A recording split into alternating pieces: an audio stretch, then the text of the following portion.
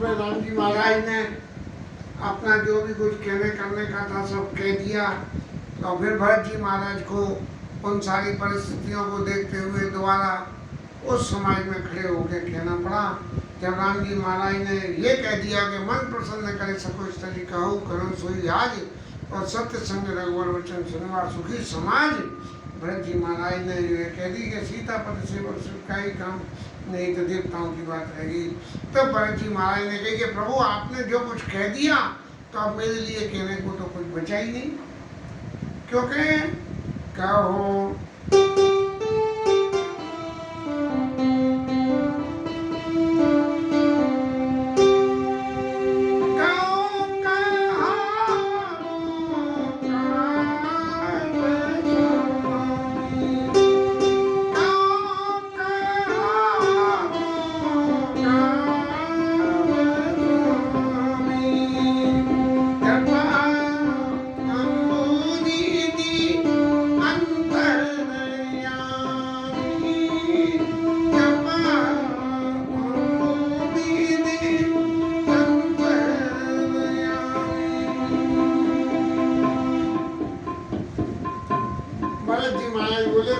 मेरे लिए तो कहने को कुछ बचा ही नहीं, और कहने के लिए क्यों नहीं बचा।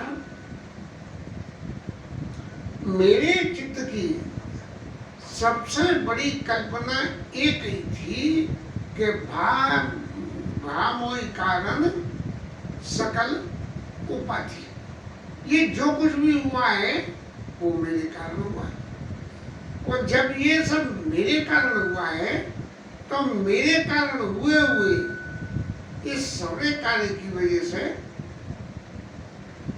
प्रभु के चित्त में कोई क्षोभ पैदा हो गया, सीता मैया के चित्त में, लक्ष्मण भैया के चित्त में, किसी के चित्त में कोई क्षोभ पैदा हो गया, और उस क्षोभ का कारण मैं हूं।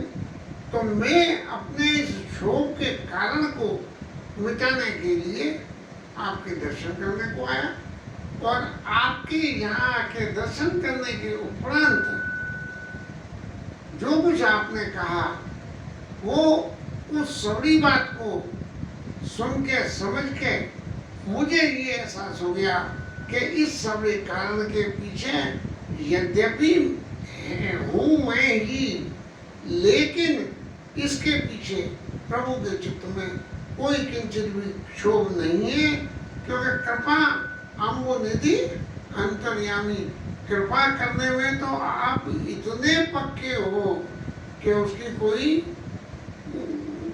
पहुंच पा ही नहीं सकता।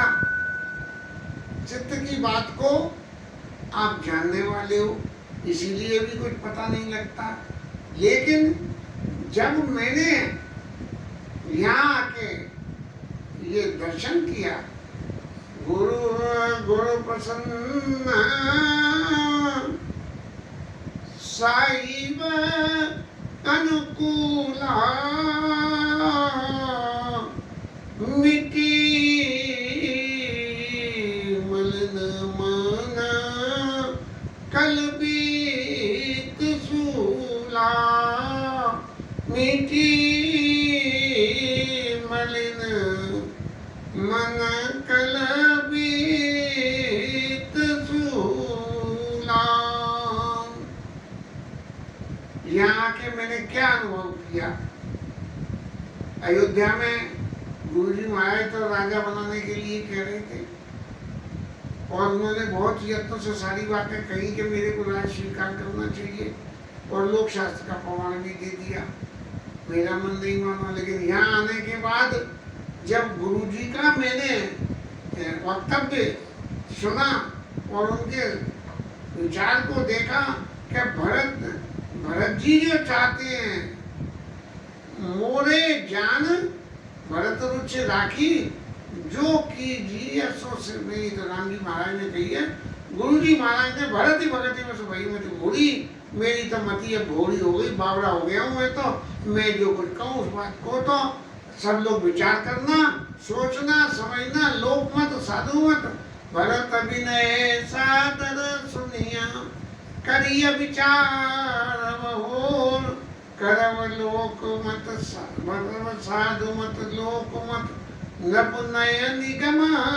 निचोड़ सारी बात गुरु जी महाराज ने ये कह दी तो गुरु प्रसन्न है, गुरु जी तो प्रसन्न है। और साहिब अनुकूल राम जी महाराज के तो दर्शन करके अनुकूलता जो उनकी देखी कि उन्होंने तो कोई भी बात ऐसी नहीं कही कि जिसमें किंचित भी अपने आचार से, व्यवहार से, विचार से कि ये लगे कि भरत जी महाराज का इसमें दोष है। क्यों कि भरत जी महाराज ये भरते ही ज्ञान राम परछाई, राम जी की परछाई है। जो कुछ राम जी जानते हैं भरत जी वो सब जानते हैं। इसीलिए मेरे मन की जो भी कल्पित शूला जो मेरे मन में चित्त में शूल पैदा हो रहा था वो सब मेरा चित्त का शूल खत्म हो गया। और अब मैं एक बात कहता हूँ कि अब डर डरे न सोच समूले, रवि न दोष देव दिश भूले। आप कहीं जा रहे हैं और पूरब दिशा की तरफ जाना है और पूरब दिशा की तरफ जाते जाते आप मान लीजिए सूर्य को देखना है। सूर्य महाराज पूरब से उठ के और पश्चिम में अस्त होते हैं। अब सूर्य को देख के आप पश्चिम की तरफ चल दिए। बोले महाराज आज तो बड़ा घबला हो गया कि सूर्य महाराज के पश्चिम की तरफ से उदित हो गए, क्योंकि हम तो पश्चिम की तरफ चल दिए थे। जब पहुंचे नहीं तो पता लगा कि ये तो पश्चिम दिशा है। तो इसलिए महाराज सूर्य का दोष नहीं होता है इस काम में, दोष मेरा ही है। मेरे ही चित्र मोर भाग मात कुटलाई, विधि गति विषम काल कठिनाई। मेरा दुर्भाग्य और माता की कुटिलता, विधाता की लीला, इन सब बातों को इन सब बातों ने मिलकर पांव रोक सब मिली मोई खाला। मुझे चारों तरफ से घेर लिया इन बातों ने और घेर के मुझे ऐसा कर दिया पांव रोक सब मिली मोई खाला और व्रत पालपन आपन पाला। लेकिन इन सबों के मुझे घेरने के उपरांत भी आपने किंचित भी ऐसा नहीं माना कि मैं इसमें कहीं भी जिम्मेदार हूँ। तो इस तरह से जो है, और एक बात और कह सकता हूँ कि यह नई रीति न राव होई, लोगों वेद विदित नहीं गोई।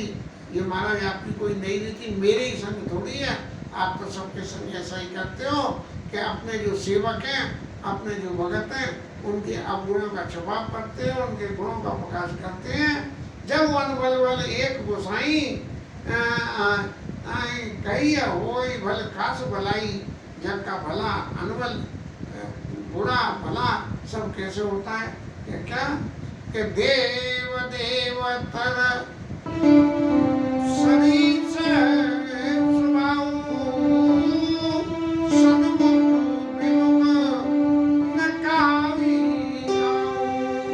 सन्मुख विमुख न काऊ। महाराज आपका स्वभाव तो कल वृक्ष के नीचे जैसा है। इसलिए यदि कोई भूल है तो सामने की वाले की भूल है।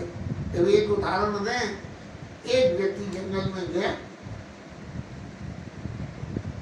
जाके कल्प वृक्ष के नीचे पहुंच गया। अत्यंत शीतल छां, थका हारा था, सो गया। सो के उठा तो बड़ा सुख हुआ। और सुख होने के बाद में उसने कही कि भगवान क्या बढ़िया नींद आई और कैसा सुख हुआ। ऐसे में थोड़ा सा धन और होता मेरे पास में तो बढ़िया गद्दे बिछा के यहीं सोता रहता और आराम करता रहता। अब उसे तो ये पता नहीं थी कि ये कल्पवृक्ष है। पता लगा थोड़ी देर में पैसा भी आ गया, गद्दे भी आ गए और सो गए महाराज आराम से। अब सोते रहे, आराम करते रहे, आराम करते करते उन्हें लगा कि भैया जी आराम करने से कैसे होगा, कुछ खाने को चाहिए।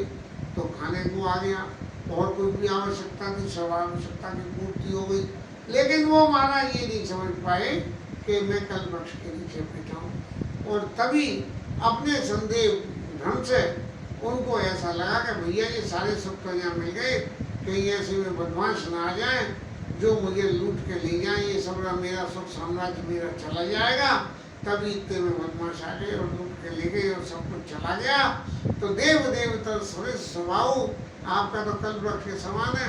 आपके नीचे आके न जाय निकट पहचान तरु और छा समन सब सोच, मांगत अभिमत पाव फल, लाओ रंग भल पोच। तो महाराज आपका स्वभाव तो इतना सबके लिए अनुकूल है कि यदि कोई आदमी जाके कल्प वृक्ष को पहचान जाए और फिर उसके हिसाब से अपने जाय निकट पहचानता, छा समन सब सोच, इस कल्प वृक्ष की छाया सारे सोचों को मिटा देती है और मांगता मत पाओ फल, लाओ रंग भल पोच। कल्प वृक्ष को इस बात का कभी भी ये विचार नहीं है कि मांगने वाला राजा है या कोई और है, मूर्ख है या चतुर है। इन सब बातों का बिना विचार करे हुए कल्प वृक्ष उनको सब चीजें दे देता है। इसके साथ कथा विश्राम। हरि नाम।